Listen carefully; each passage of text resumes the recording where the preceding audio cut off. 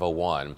And we're talking about General Motors, the automaker, putting the brakes on the second shift at its Detroit Hamtramck plant. And that does mean layoffs. We want to get out to Nick Monticelli this morning.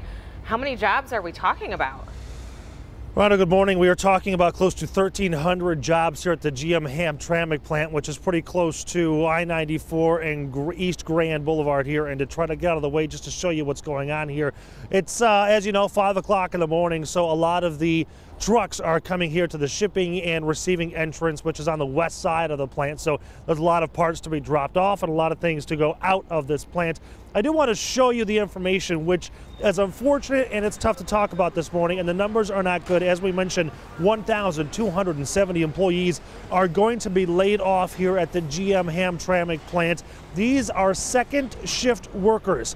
Now, the notice, which was sent to the state of Michigan yesterday, said that the layoffs are going to happen beginning between March 6th and ending between March 9th.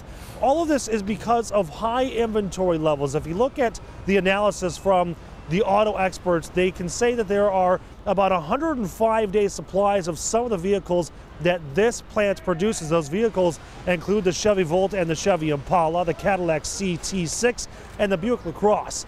A 105-day supply or more is about double what the auto analysts say is about normal. So that is why GM is going through all of this. It is not a good thing. And the notice, unfortunately, is being released. As I said yesterday, the notice went to the state of Michigan, so all these employees are finding about this starting last night, waking up to the bad news this morning. What's really unfortunate is that you've got a tiered system and that there's a whole lot of different types of employees being let off between pipe fitters and tool makers and line workers. A lot of these employees are temporary workers through the sub-service contract here that GM uses, so many of them don't have bumping rights. They can't have any opportunity to stay at this plant or others. There are about 30 employees who are salaried positions. Those employees do get the opportunity to move to other locations, but out of 1,300, only about 30 of them, Rhonda and Evrod, have an opportunity to keep their job. We are live here at the GM Hamtramck plant. Nick Monticelli, Local 4 News today. It couldn't come at a worse time. Wow. Nick, is there any indication, though, that these could be maybe temporary layoffs?